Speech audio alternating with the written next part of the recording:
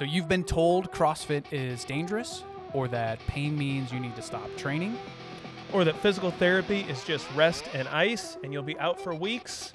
Let's clear that up. I'm Dr. Shane Beeler. I'm a doctor of physical therapy. I'm also the co-owner of Legend Physical Therapy and Performance here in Tiffin, Ohio. We're launching something new to help you train smarter, recover faster, and stay in the game for life. I'm Dr. Ren Beeler, doctor of physical therapy, also co-owner of Legend Physical Therapy and Performance. We help active adults and athletes move better and feel better without the wait list and without insurance limitations. And I'm Justin Roofing, co-owner of CrossFit Tiffin, where we help everyday people hit their goals through personal coaching, nutrition guidance, and proven training systems. This is the Tiffin Sports Performance Rise podcast. It's built for people of Tiffin in Northwest Ohio who want more from their health, fitness, and recovery.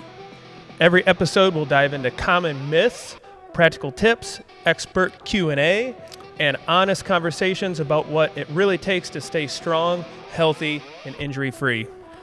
If you're training your best, working hard, working full-time, but still want to show up your best for your family, this show is going to be for you. You can subscribe now on Spotify and YouTube, and follow us on our socials on Facebook and Instagram for weekly clips and tips. And make sure you tag a friend, share it with your team, or send it to someone who needs a better plan for their body. This is the Tiffin Sports Performance Rise podcast. Let's move better, train smarter, keep showing up stronger together.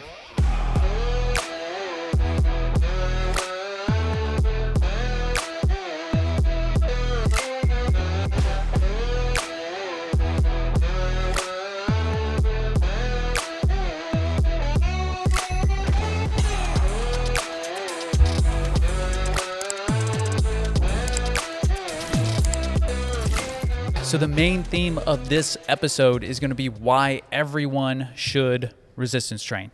Okay, and there's a couple big reasons, and we'll talk about those. It's going to cover metabolic health. It's going to talk about athletic performance, and we'll go over guidelines and practical applications that you can throw into like your day-to-day routine now. So, Awesome. Yeah, we'll start with metabolic health. For anyone not super familiar with that, all that means is just how our body processes the nutrients that we take in for energy. So there's a lot that can go into it. We'll try to keep it like everybody can understand it. Yeah. All right. So the biggest thing for resistance training is increasing muscle mass. Mm-hmm. Like that's one of the biggest things, right? So we get a bunch of benefits from that. And I think it's a crazy point. Shane and I mean, we've talked about this before. Yeah. But increasing our muscle mass, and I'm going to read this to you because I think it's just important for people to know. So increasing our muscle mass is associated inversely with mortality risk, independently of fat mass and cardiovascular or other metabolic risk factors as we age. So like, to make that make a little more sense. Can you make that make sense for everybody? Yeah, so to make that a little bit more sense. So the more muscle mass we have, the lower the chance of death from all other diseases, including cardiovascular disease, cancer, diabetes, all of that. So that's pretty important. When you think about it like that, I know like in medicine, and I'm sure in Justin's background, they always talk about like, and people want a pill for everything. Like give me, they go to the doctor, they want like a medicine for something. And it's like, if they could just bottle up exercise and muscle mass into a pill, it would be the best drug on the market for sure. Yeah. Yep. Yeah. Yeah, and I mean, basically, for someone who wants to get healthy and stay healthy, your number one priority should be growing and maintaining muscle mass. Yeah, absolutely. Absolutely. And that's what I think is interesting, Ren. So when you talk about, how much just plain muscle mass, it's inversely, correlated with the mortality risk, and it's independent of fat mass. So essentially you can view it as like, even if you have a BMI that is heavy, even though BMI is, it's controversial. Yeah. But let's say you have a lot of fat mass, right? The more muscle mass you have, the more healthy you're going to be, essentially. Yeah. And which is kind of crazy. And I don't think people recognize that. People are always like, I need to get skinny. I need to lose weight. And I think one of the primary things and easiest things to do is like, let's build a little bit of muscle mass. Yeah. And I think that goes right into the next topic. And Justin can touch on this too, because CrossFit does nutrition consultations as well. So it might be something that comes up. Justin, you'll have to let me know. Yep. But another big reason for increasing muscle mass is it helps improve our basal metabolic rate. And for those of you that like don't know what that means, like do like one of you want to touch on that? Like, just explain it it's easily. basically at rest how much energy your body needs to do all the daily functions to essentially stay alive. So that is like your basal metabolic rate. You can go into some pretty nitty-gritty details on that, but we'll try to stay away from that stuff. But that's pretty much all you need to know. Yep. I mean, you can get into all the details and all the science and dig deep on that. And then you can also look at some of the, the common things that you hear, like muscle burns more calories than fat. Yeah. And really, all of it is somewhat true. Yes. But, it's more complicated than that. Right. Absolutely. But basically, it's what can we take away from that to help us to train smart and to eat healthy and yeah, definitely. Yeah, absolutely. So, I mean, like that's one good point that we talked about, right? So we can boost that basal metabolic rate a little bit, like Justin touched on. Like overall, there's a lot that goes into it, but fat mass is more metabolically active than fat mass or adipose tissue. Muscle mass. Yeah. I think you said fat mass. Oh, yeah, muscle mass, right? Which, people don't realize fat mass also has some, metabolic activity to it. It does burn some calories. Right. It's not like it's just sitting there hanging out doing Right. nothing. Right. But yeah, muscle mass definitely burns more calories. So that's a good intro into like some of the benefits. The next thing that we want to talk about here is, bone mineral density. I think some people might know a lot about this. Some people might not know much about this at all. I think it definitely depends on your age. Like as you get older, it becomes maybe their doctor has mentioned it to them at like an annual checkup. Mm-hmm. Oh, maybe you should think about this, and you hear it, and then it goes out and you're like, I don't know what that means. I'm not even gonna worry about it. Yeah. Yep. Exactly. So along with improving our muscle mass, improving our basal metabolic rate, we can improve our bone mineral density by resistance training. So, what is our bone mineral density for like people that don't know, right? It just has to go into, the calcium that's stored into our bones, the other minerals, and how much bone mass we have, right? So if we have more bone mass, more of those minerals stored in there, we have denser, stronger bones. They're more resistant to fractures and injuries and things like that. Yep. Yeah, definitely. I mean, people that have probably heard of are like osteoporosis, osteopenia. Those are people that have low or extremely low bone mineral density. They're at risk for stress fractures and, things like that. So those are probably more things that people hear and they're like, yeah, my doctor says I have osteopenia, but I don't really know what that means. Or they said I need to eat more calcium, but like what we're going to talk about outside of that, like what can we do, that involves what kind of we do that can help with those things. Right. Yeah. And I think, when we talk about bone mineral density and osteoporosis, most people think about like the older population, right? Mm-hmm. But also when we talk about bone mineral density, when we look at athletes, higher bone mineral density is going to help with stress fractures and being more tolerant to a higher volume of training. So, important for people of all ages, basically. Yeah. I think Justin brings up a really good point, and we can talk about some of the at-risk groups for lower bone mineral density. Yeah. We can just list those off in just a moment. But like you were saying, like strength training, the big thing that it does is help stimulate our bone-forming cells. So it helps to increase that bone mineral density and the way our bones get reorganized, because we're always going through a constant process. So whether you're sleeping, awake, or our bones are remodeling all the time. It's going through a phase of reabsorption and then bone remodeling, where it's taking bone up, laying it back down.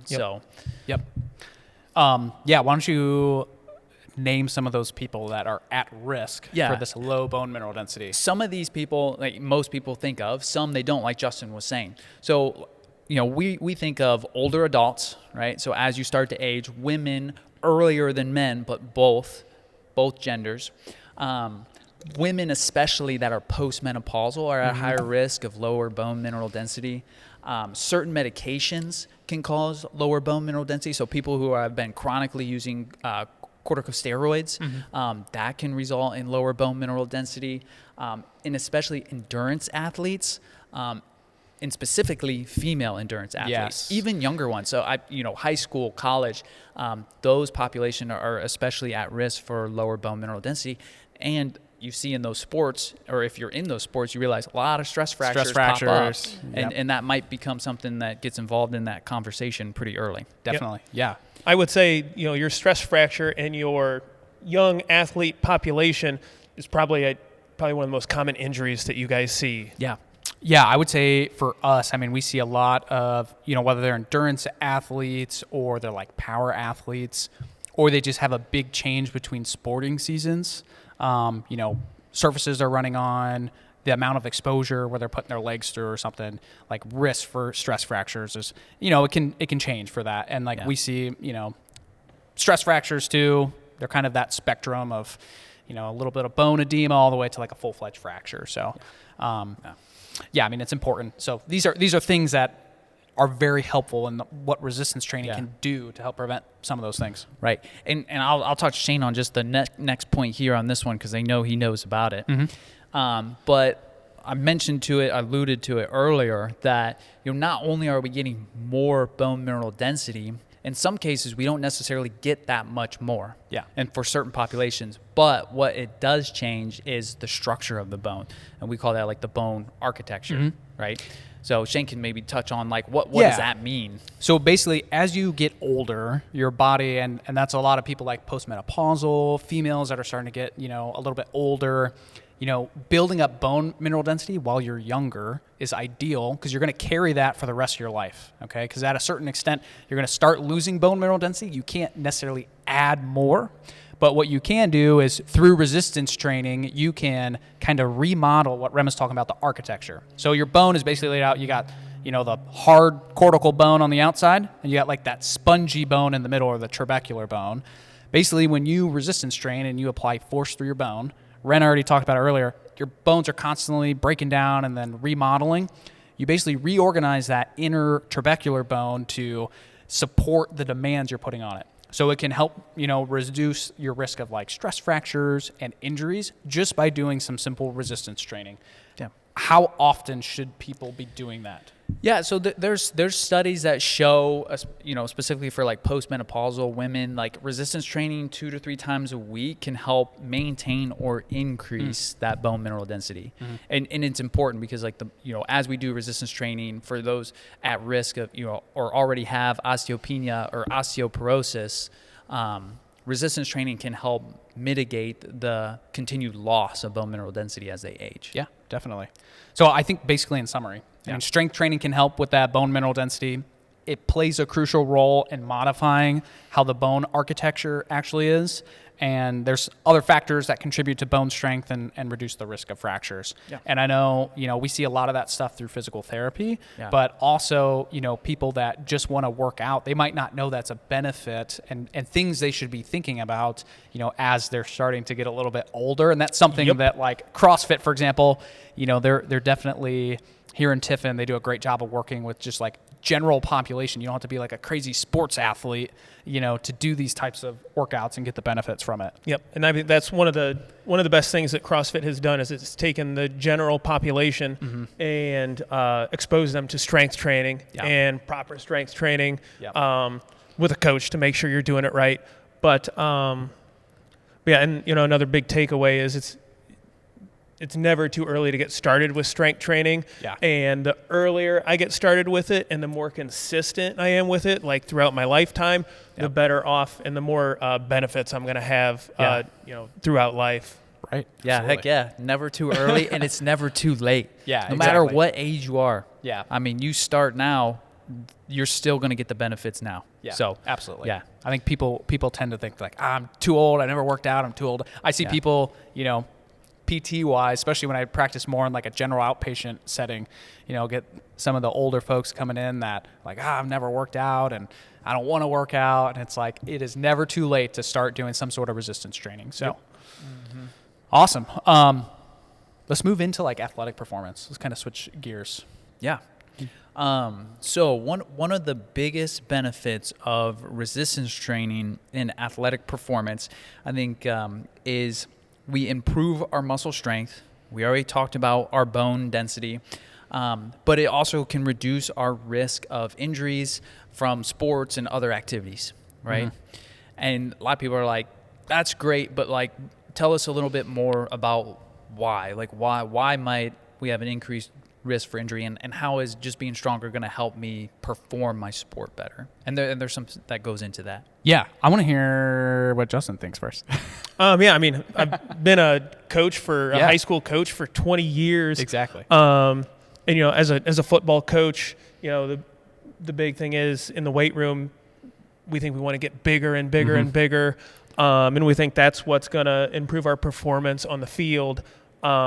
And that's not necessarily true, right? The main focus of any strength and conditioning or any strength training program is to prevent injuries, first off. And there's, a lot of ways that it does that, and we'll talk about that. Mm-hmm. But also it's more strength training is going to help us improve our speed. It's going to help us improve our speed as we go through, like a football as an example, as we go through the quarters of a football game. When we get to the third and fourth quarter, it's going to help us to perform better in those in the later parts of the game. And it's not necessarily because we're bigger, right? Right. Yeah, I think that kind of goes along the line of like, I think the big thing that resistance training allows for athletic performance is kind of like what Ren was talking about. It helps with the resiliency. So like bones, tendons, muscles, keep them strong. What does that allow you to do? All sports are skill-based, right? Mm-hmm. So the more you can practice that skill, the better you're going to be at it. If you're dealing with injuries popping up left and right because, your muscles or your bones or your tendons they just aren't strong enough to handle what you need to do for your sport, you're going to constantly be missing practice, having to take time off, losing that time and exposure to practicing that skill, which long-term, it's really that consistency of practice that is going to keep you getting better at your sport. So I think it's a very integral part. And I think it's come a long ways. I think nowadays, it's definitely more mainstream where people are doing some sort of resistance training in their sports programs. But I think it's definitely something people need to be aware of. And what does a good program look like? Yeah. And why that is helping them. Yeah. And I mean, I think Shane brings up another good point there in that some people get lost in the sports performance aspect of resistance training and working out, and they try to combine the two aspects so much where they're trying to work on sports skills and train, and it's like multitasking for anything. You're not doing either one of those well. Yeah. The specificity is important. Yeah. But there also just needs to be that aspect of some general training and adaptations. If I want someone to get stronger and I'm trying to build up their patellar tendon because they've had a tendinopathy case going on for 2 years, if I put them on a BOSU ball, and now I'm challenging their stability, they're not going to be able to squat the type of loads we need to remodel that tissue. Mm-hmm. So I think sometimes people get lost in that, and when they're trying to marry the two things too much. Yeah. And Shane already brought up the point, people get better at their sport when they're practicing their sport. Mm-hmm. The resistance training is going to allow them to do more of that without getting injured. It does something what we call is build up your tissue capacity. Mm-hmm. So that allows you to do more activities, more intensity for longer durations. So you're getting more of that sport-specific practice in without putting yourself at that risk of injury by overdoing it, by overtraining. Exactly. It's kind of like supply and demand. If the demand of your activity or skill is super high and your body just can't handle it, your body doesn't have the supply to, meet that demand, you're going to end up with injuries. You're not going to be able to practice your sport as much. You're going to lose out on all that time. And I know, just for athletic performance, I think of, CrossFit has a lot of gymnastic type movements, and I'm sure strength training goes a long way in helping those sorts of things and all the other things that go along with, some of the CrossFit more specific things. Yep. Yeah, I mean, some of the gymnastic stuff we do helps build tissue tolerance. And we'll talk about injury rates and stuff, but really going through a full range of motion with your shoulders, with your hips, builds that tolerance and helps keep you injury-free by moving through those positions. And I think a lot of times coaches or trainers, they want to make things look fancy because they're going to make make you think that it's doing something special, like you said, squatting on a Bosu ball, or adding all sorts of bands, or adding sports-specific training. Like, we're gonna. That's a big buzzword. Yes, yeah. Our strength training is sports-specific. Yes. But really, the best strength training is just a simple back squat. Yeah. Or a simple front squat, or a goblet squat, where I'm adding an appropriate load to the athlete, and they're able to move through a full range of motion. We don't need to add instability, especially when I'm looking at a junior high or high school athlete. Right. When we put a barbell on their back, we're lucky if they can squat with proper form. As a coach, I'm working really hard to help them squat with good form, with enough load to get the stimulus that we want. We don't need to make it harder than it is. Adding instability is just complicating things, and adding factors to that we don't need. Yeah, so exactly. I think it just takes away from the resistance. Yeah, training. and that's what we talk about. I mean, the most important part for resistance training is that some level of progressive overload. So whether it's you're increasing how many reps you're doing with a given weight, or you're increasing your weight, every 1 to 2 weeks, maybe months. I mean, as you become more of an advanced lifter, that's definitely going to slow down. But the important part is some sort of progressive overload, so that your body has something to adapt to. Because if you, for example, you go in, everybody knows these people, they do a general workout. They use really light dumbbells, like 5-10 pound dumbbells. They do the same reps, the same number of sets every week, the same workout. They look the same as they did 5 years ago when they started that program. There is no change to what is going on to their body, right? So you need that level of change and progressive overload.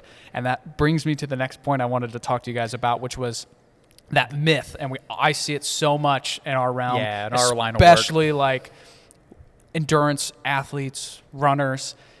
They think that because they're, they do endurance work, they need to do a low amount of weight and they need to do tons of reps, because that builds up their muscle endurance too. It's specific to what they're doing, and in all reality, it is so far from the truth and is like the complete opposite of what they need to be doing.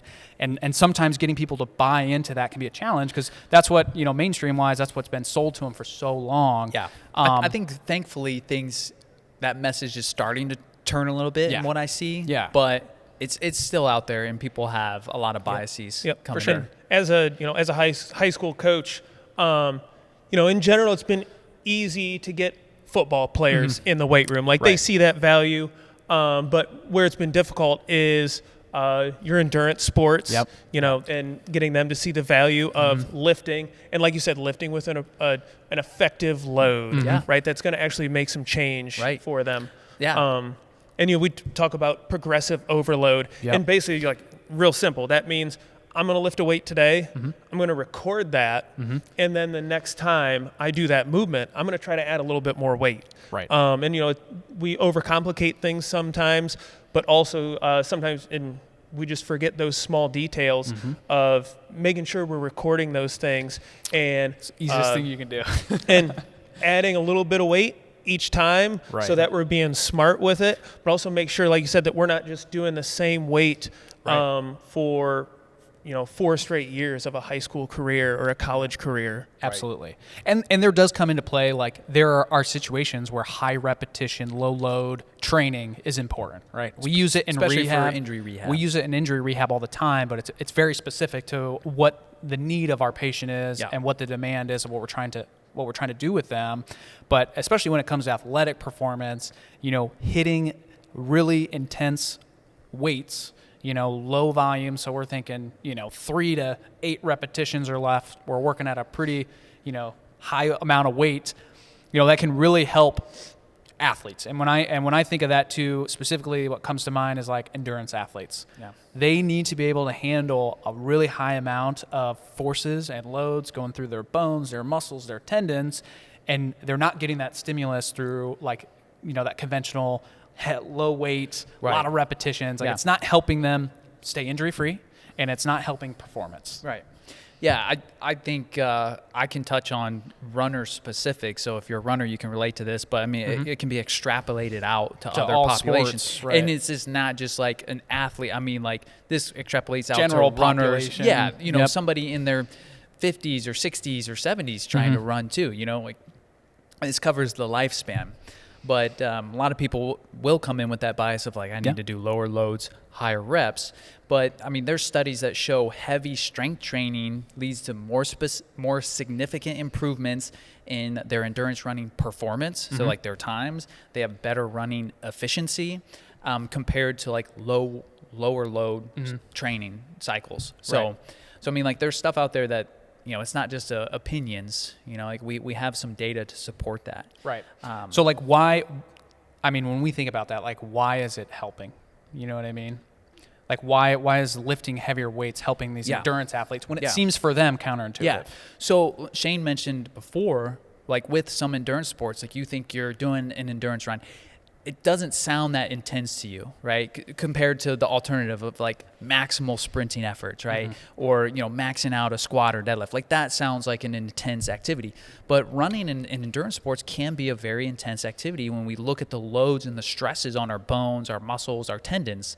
And for us to make changes to that, we have to apply what's called a supraphysiological load, right? So if we're applying loads like in the weight room that is less than what you're getting out on the pavement when you're running, we're not adapting to those, right? We're not making improvements. So let's say you're doing a squat and you're doing like a barbell. You're doing a 45-pound squat and you're doing it 15 times. That does not mimic how much actual force when you're running and you take a step, how much force is going through your muscles, your bones, your tendons. Depending on where we're looking at your leg, I mean, we're up to 9 times your body weight. Right. And the amount of time that gets applied is super fast. I mean, think about how long your foot might be in contact with the ground. I mean, it's just, you know, very short time frame. Right. So we got to be able to, you know, handle those loads, like I said, so that higher resistance training is going to help us do that better. Yeah. And you talked about efficiency, Yes. like lifting weights. You know, as I improve the strength of my quads and my hamstrings and my glutes, we'll see an athlete, their running form will improve. We haven't done any formal like technique on their running training, but their running stride will improve exactly. because their muscles we're getting stronger and we're getting more active and we're getting, you know, balancing out, you know, your quad and your hamstring and making sure our glutes are actively or, you know, actually turning on and applying force and magically their stride improves. Yeah. Right. Yeah. We'll see that too for physical therapy, for injury rehab. You know, a lot of times people want to go out and get like a gait assessment done and they might not even be hurt. And that might actually put them at an increased risk if they change their running form compared to, you know, if they just kept it the same. Right. So, but we will do, you know, during our rehab is we might structure a rehab program to improve strength, and we might not touch their running form at all, but we might see changes that carry over into some of that. Exactly. That's going to help Justin reduce some of the loads in certain areas and all that stuff, similar to what Justin was talking about. I know you have kind of more of like an example of talking about some of that stuff. I say one other thing to talk about in terms of kind of this athletic performance stuff is, you know, in resistance training is as we age, again, we're coming back to that because it's important to keep in mind. Yeah. So we lose critical tendon properties as we age, and everyone who's probably over the age of 25 will start to realize that, like, you know, they start to get like, you know, people Achilles tendonitis. My Achilles, my knees, my elbows, my shoulders are always hurting. Yeah, my rotator cuff issues. Like people start to have more of these tendon issues as we start to get a little bit older. And the big thing that we lose is something called tendon stiffness, right? So a stiffer tendon is going to help store and release more energy more efficiently, and it's more resilient, okay, to injuries. So resistance, what we found is resistance exercises that are at least 70% of our 1 rep max. So think about a rep range that's between 6 and 10 reps where you're struggling to finish those reps in that range. That's about the right amount of weight. Right. Those we see actually enhance and improve that tendon stiffness. Whereas exercises that we see people doing at a percentage of like 60% of our 1 rep max does not result in the same tendon changes. Right. Right. So we're not combating that loss of age-related tendon stiffness. Right.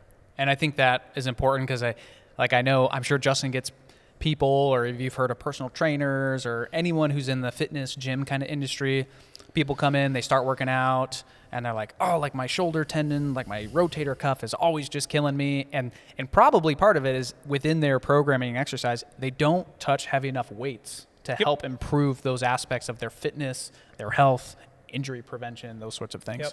Yeah, and just, the term tendon stiffness, just for everybody, tendon stiffness is good. It sounds like maybe it's a bad thing. You want usually stiffness. Yes. Most people want to be flexible, not stiff. But yes, you don't want compliant tendons. Yes. And I would say probably if you have good tendon stiffness, then you probably are someone who you think that your muscles are pretty flexible. Like you're a flexible person. Right. Those go together. Yeah.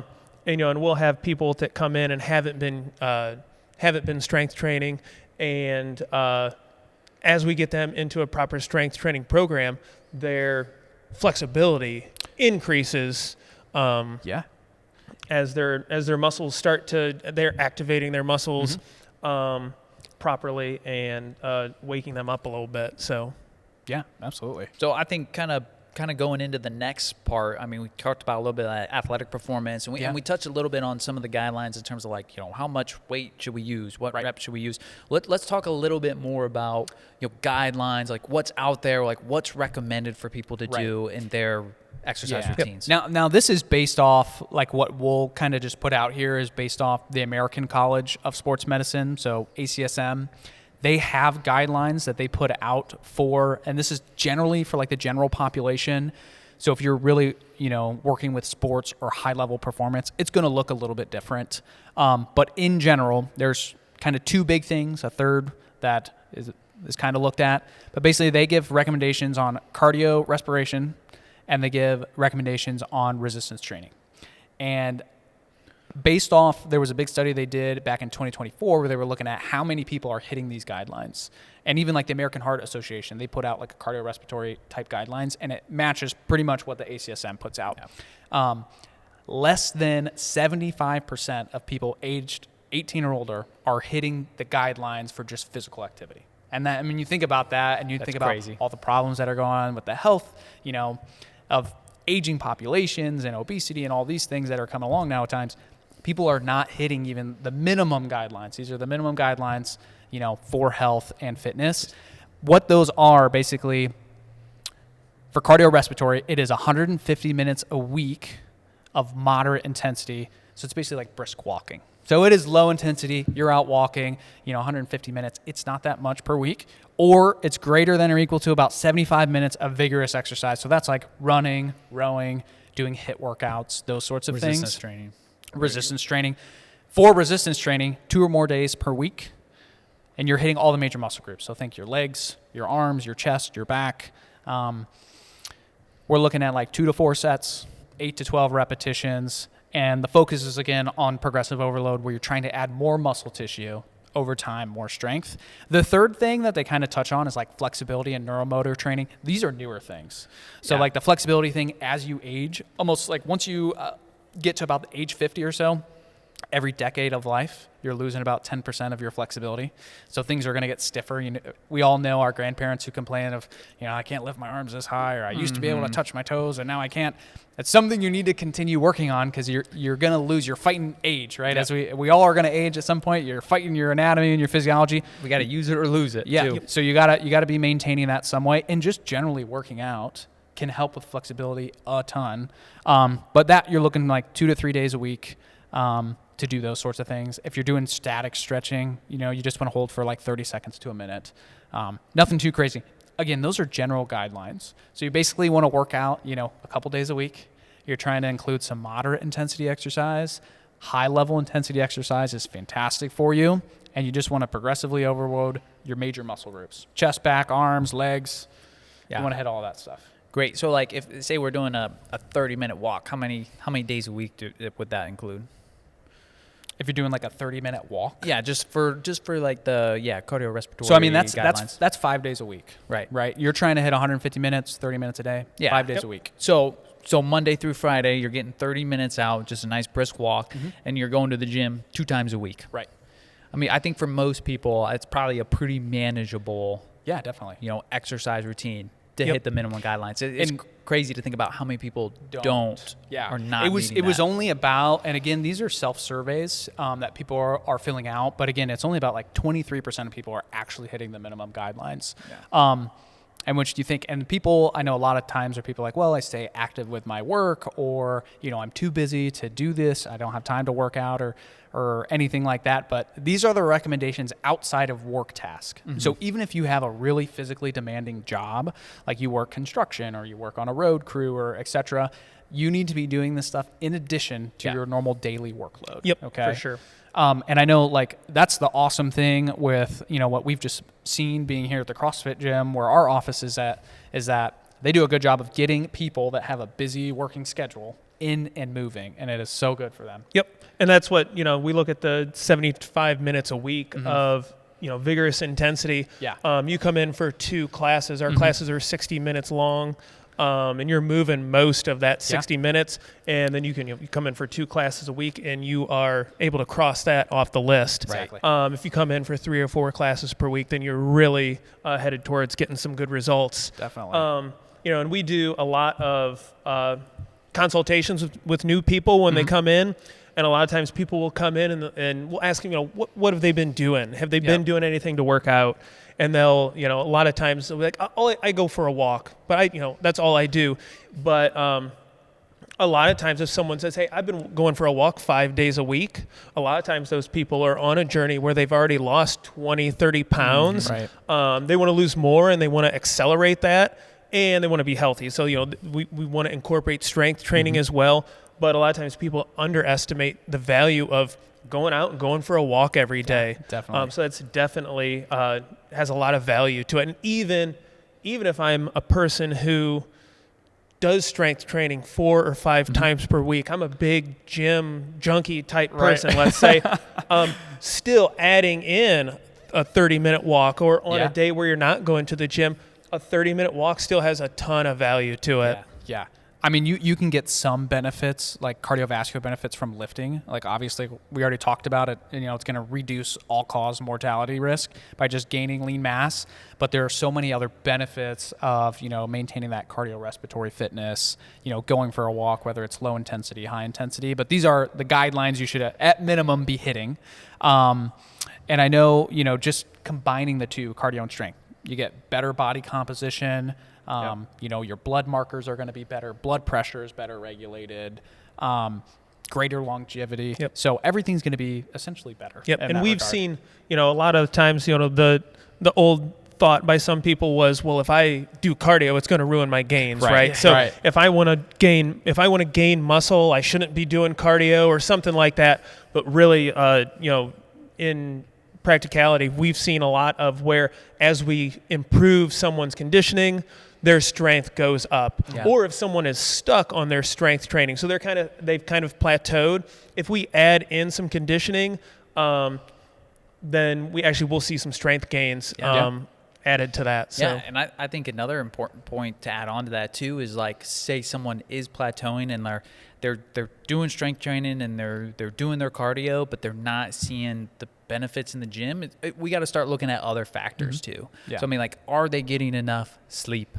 Are they getting the right nutrients? Are they adequately fueling themselves? I mean, if you're in a caloric deficit and you're not getting the energy you need to support that stuff, like your performance and the improvements you're seeing are going to start falling off. Absolutely. So it's important, like if you're not sure how to manage that stuff, to go somewhere where you have professionals that are able to help guide you through some of those situations. Yeah, we monitor a lot of our clients. We monitor their muscle mass, and that'd be cool to talk about. You guys use the InBody scanner. Yep. Talk us through like an InBody what you guys look what at. That would look like. Yep. So an InBody scan shows us how many pounds of muscle mass they have, and it also shows us how many pounds of fat they have.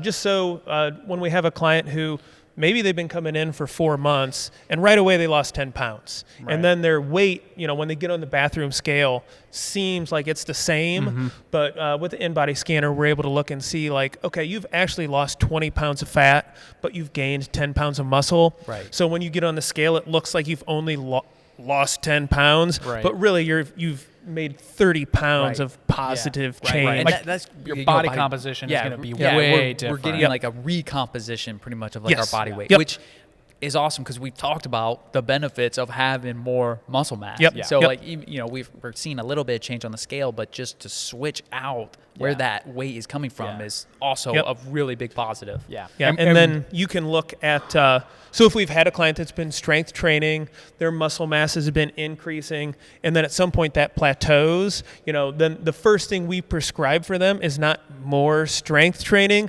The first thing we prescribe for them is make sure we're getting sleep. Yeah.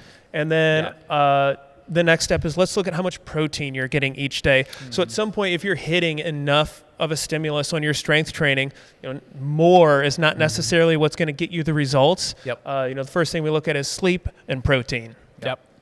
I was going to say, I think the general guidelines for most athletes are like 0.7 to like 1.2 grams of protein per kilogram of body weight. Kilograms, there's 2.2 pounds in a kilogram, so you can do the conversions there if you'd like. But generally, you know, you're shooting for like 70% of your body weight up to like 100%, depending on your demands of how much protein you need per day. If you want to be adequately fueling yourself. And it's more than what most people think.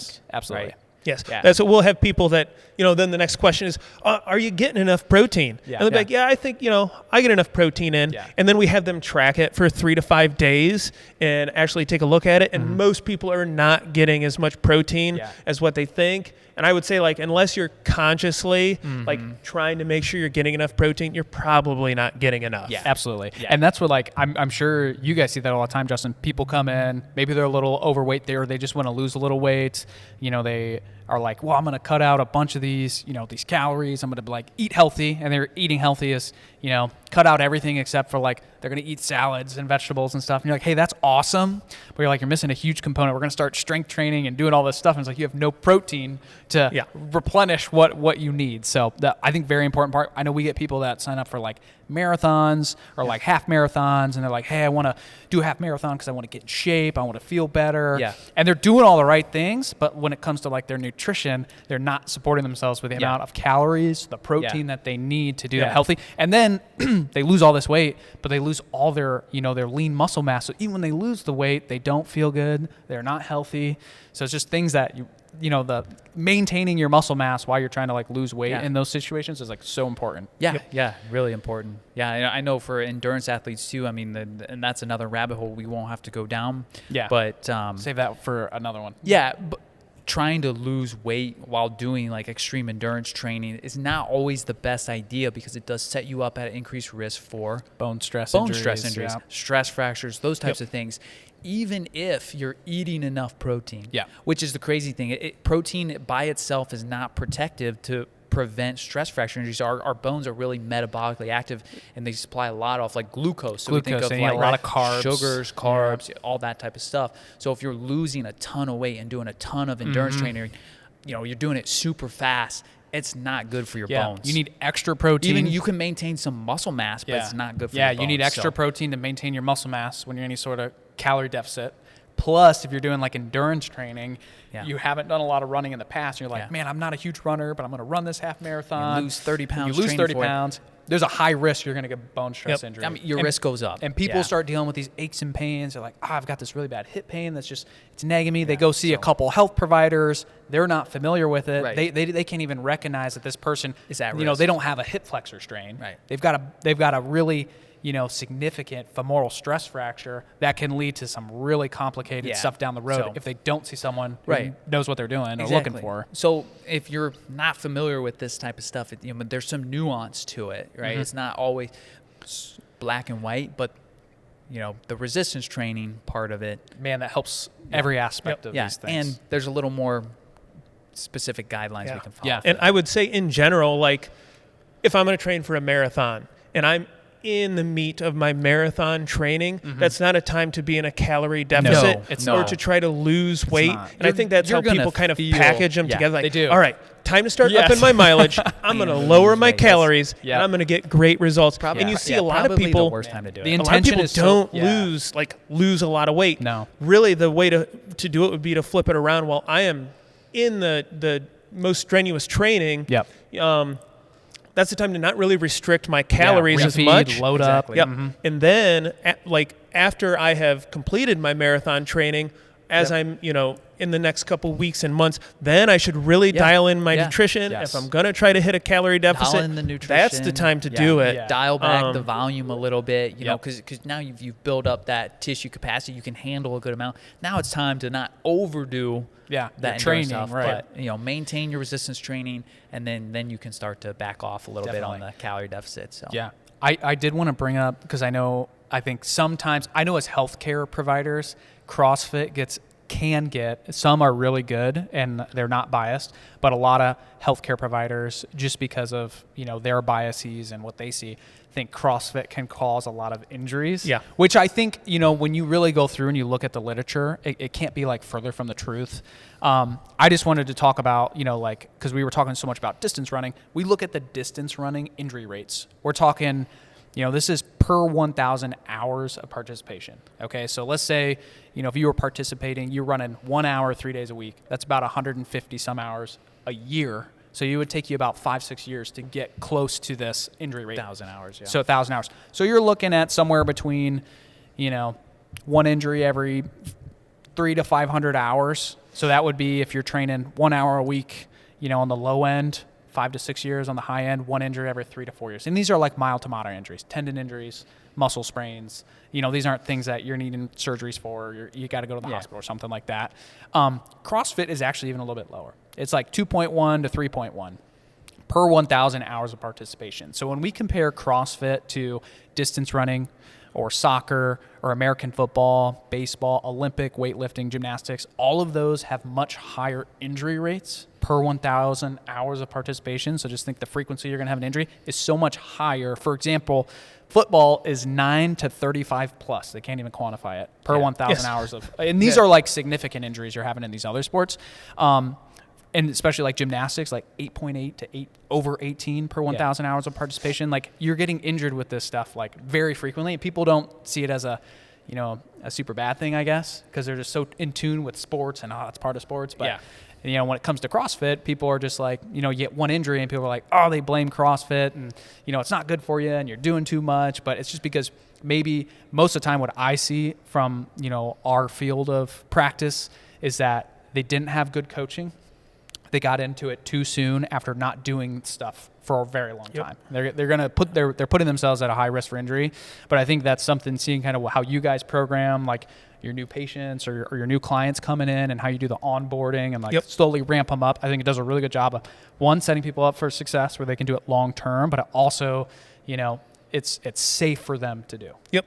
And that's what, the training for our coaches, and I talk to our when I do a consultation with people and our new people, most of the training for our coaches here is on how to get people started. So it's not to take someone who was a badass football player and they want to be a CrossFit competitor. Those people are easy to coach. You just point them in the right direction and just let them go. Most of our coaches' training is how to take someone who's been sedentary and hasn't been working out and is a beginner, and how to get them started and get them moving safely. What's you guys have an onboarding process. What's that? What's that look like? Basically, it's personal training. So anyone who comes in who is a new person starts working one-on-one with a coach, just to make sure that they're getting the instruction that they need and that they're actually learning what they should be doing.